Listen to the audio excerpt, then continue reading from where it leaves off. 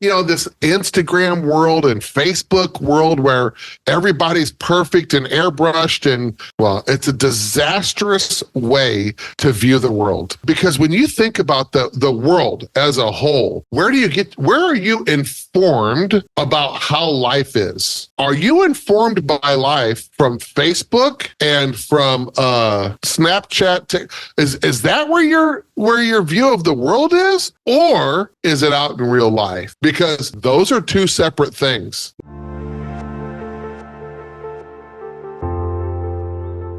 All right. Hey, Amy, how you doing today? I'm great, Mark. How are you, buddy? I'm wonderful, thank you. It's another day and trying to do my best all the time, I guess I could say. Yeah, I mean that's kind of what we all do, right? We always put our best foot forward, but as we all know, no one has their best foot forward every day. That's true. And I don't know if you and I were talking about this or myself and someone else. That's a terrible sentence. But ultimately, there's always problems every day. Like, my morning has been nothing besides what I would call problems, but it doesn't mean you can't still make it a good day or do your best. It's, problems are a part of life. There's always conflict and things you have to deal with. And sometimes it's a struggle. That's what life is, right? You got to, as you said, put your best foot forward and do your best in those situations and keep moving. So two things about that. Number one, Tony Robbins, I love listening to him, and he's just a really great, I've never met him, but still a mentor, if you will, right?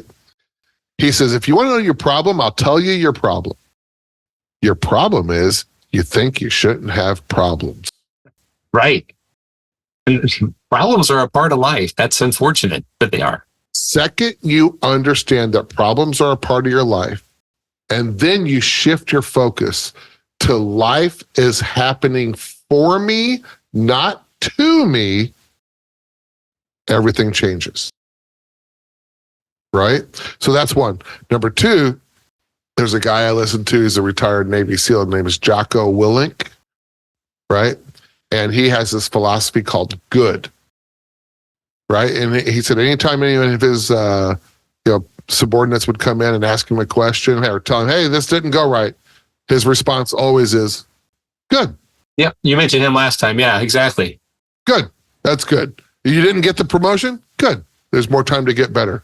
Oh, we're not going to go on this thing? Yeah, good. Well, then we can practice on this. I mean, but if you think about it, that just mentality of I welcome it. Of course, do I want things to go well? Of course I do. But I also am pragmatic enough to understand it's not always going to go well. So when it doesn't go the way I want it to go, good. What's going to happen now? I get to learn. I get to do it differently. Right.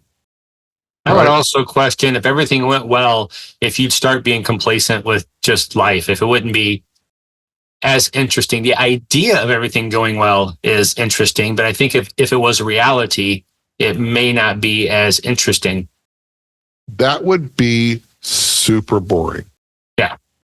And not that's an interesting statement to think about, because you don't want conflict, but I think if you didn't have any conflict, it would get boring, definitely. Conflict is how you grow, dude. Right. That's how you get better, right? You have to face, this Instagram world and Facebook world where everybody's perfect and airbrushed and the filters, that's what they're called. Dude, it sets us up for such it's a disastrous way to view the world. So that's social comparison theory is what we're kind of talking about here. We're moving to, yeah. And that's because when you think about the world as a whole, and you just look at that and think about where are you informed about how life is? Are you informed by life from Facebook and from Instagram and Snapchat? Is that where your view of the world is? Or is it out in real life? Because those are two separate things. Very different things. Here's the evidence. whether you're a dude or a gal, it doesn't matter. How many pictures do you take before you find the one you're going to post? When it comes to posting, I'm sure people would take many pictures for posting before posting. Yes. Yeah. Or, I mean, dude, even your mom wants to take a family picture. How many does she take? Multiple. Every time. Right? Yes. But she don't post all of them. She posts that one that's like, oh yeah, everybody's smiling. Put that one on them books. Yes. Or on the gram or whatever else, right? If everyone's not smiling, you take another one. Yeah. Hey, Jerry, you wasn't smiling. Do it again. Someone's eyes closed. Let's do it again. Yep. That's right. Because we don't want to show our family as imperfect. Right. We want everybody to see us as our best selves. And look, that's great to strive to be your best self, right? There's nothing wrong with striving. However, it's not realistic to be your best self 365, 24/7. The idea here is ultimately for everyone is if you're comparing yourselves against someone on social media or people on social media or thinking about life and reality from what you see on social media, that's not reality. You're seeing the best of somebody. And if you're comparing yourself against someone else's best, you're going to possibly feel less against them or comparing to them, which is not a good comparison at all. I think there's a Take 2 Minutes message that says something along the lines of, the only person you should compare yourself against is you yesterday. That sounds like something I might have said a while back. Because I did. Okay. I talk about that all the time, man. The only comparison in life is you from yesterday. Right. And look, if you have a horrible day and you just blow it up, cool. Well, now the bar's kind of low. You just got to be better than that. Right. Right. And then you can just kind of get yourself back out of that hole. No big deal, man. Comparison is the thief of joy. We have a similar message to that one too. I can't remember how that one is, but it's a very, very similar message to that. So that's a good statement as well. Yeah. So when you think about comparison, you know what's really went up since Instagram became so popular? It wasn't Facebook, but it was Instagram that did it. A lot of answers. I want to hear yours. Body dysphoria in boys. In boys, huh? Interesting. Boys, not girls. Because girls, they already had the body dysphoria because of all the magazines and swimsuit covers and all that stuff. Okay. Right? So it was already kind of like, well, I'm not a bikini model, so I'm fat. No, you're not, but okay, right? But that was always the mentality. But for boys, there wasn't a lot of pictures of men, boys, without their shirts on or when in shorts. But with the Instagram, all these boys, men, everybody's got a 6-pack. They don't even have their shirt off unless they got an 8-pack, right? It's not even a 6-pack anymore, right?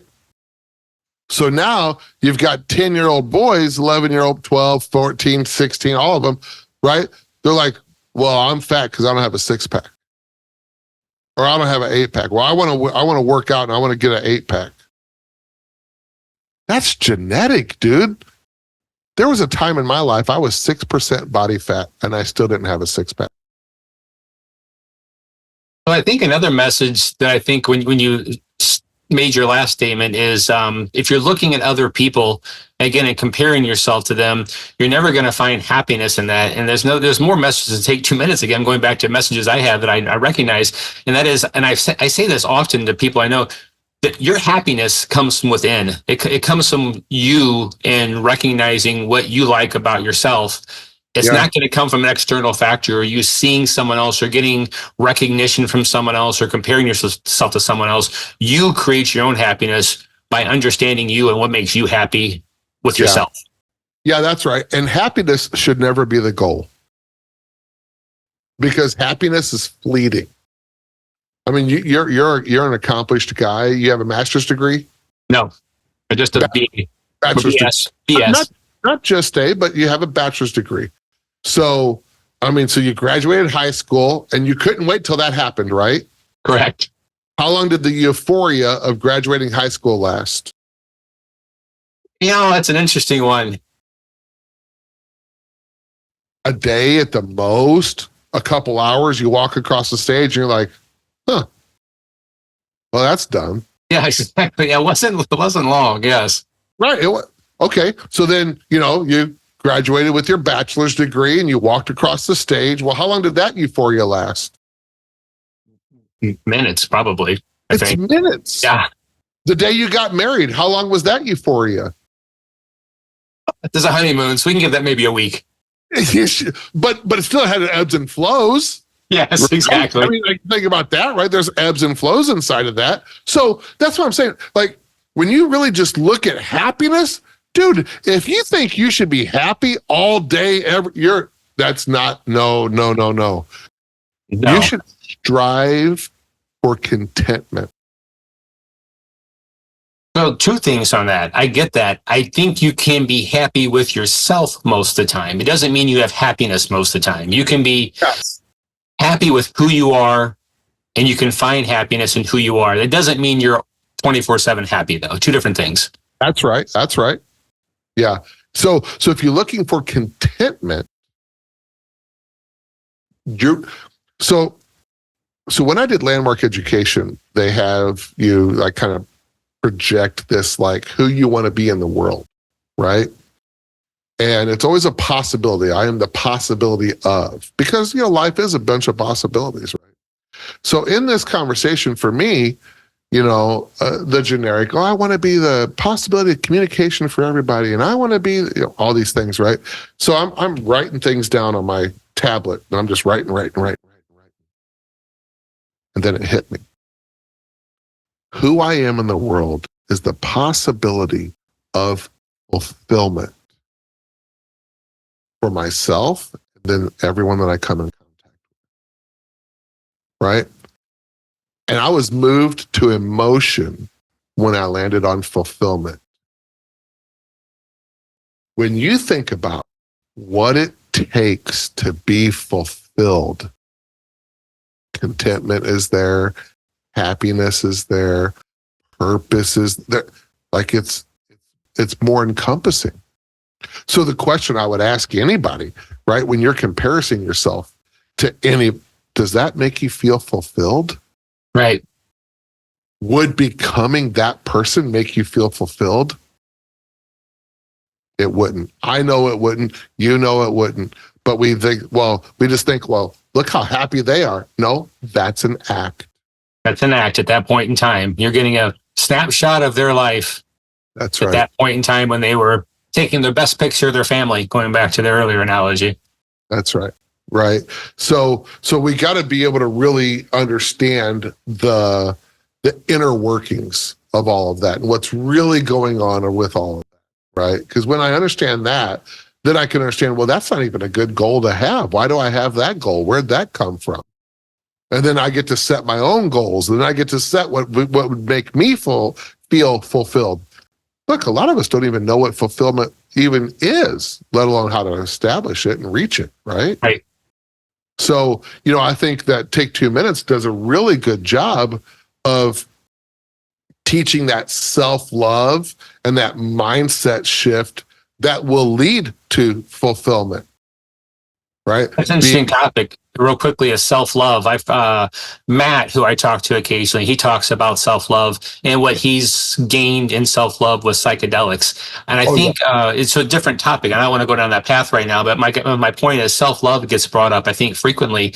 And you have to figure out a way to have self-love. And I mean, I know Matt has said in one of his videos with me that when he recognized self-love, he was questioned if he was loved outside of self-love at all. And I'm kind of paraphrasing some of his comments. And I think what I'm getting at is, I think all of us, or I know at least myself, many of us possibly, the self-love you can create for yourself can be better or stronger or give you a recognition, not that others didn't love you, but that your self-love can be more important.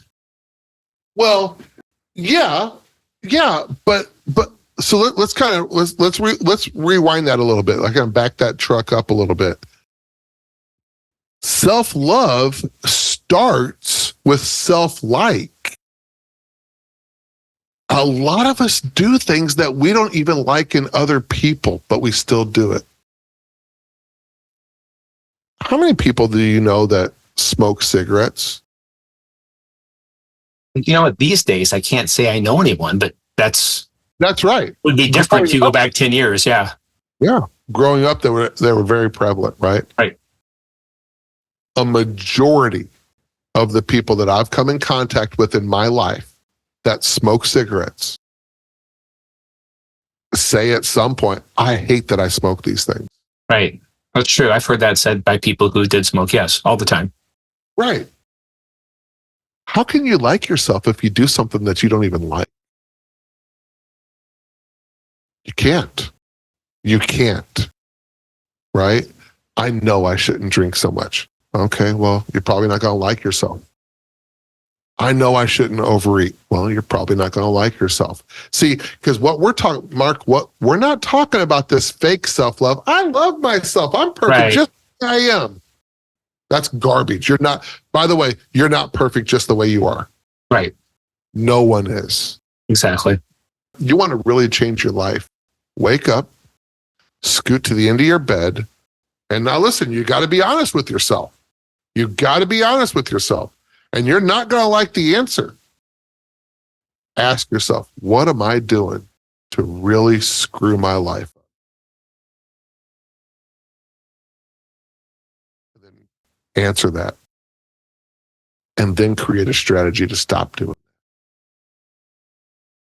Right? That's where self-like starts coming in, which then becomes self-love. Thought about my earlier comment. I might have misstated it regarding self-love and external love. Obviously, external love is important. My, spouse, kids who love you, those are very important things. Parents, maybe. But That's right. I think my point was self-love is as important to recognize, because other people love you and you don't love yourself. You may still have a difficult mental being. How about that? Because that happens, right? Yeah, exactly. Yeah. That happens a lot. But you have to recognize your self-love in addition to ideally external love. The self-love, I think, is very important. Yes. How much does that happen? How many times does that happen where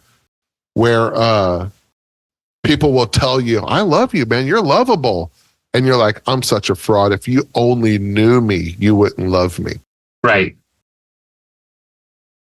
That goes back to if you're doing things that you don't even like about you,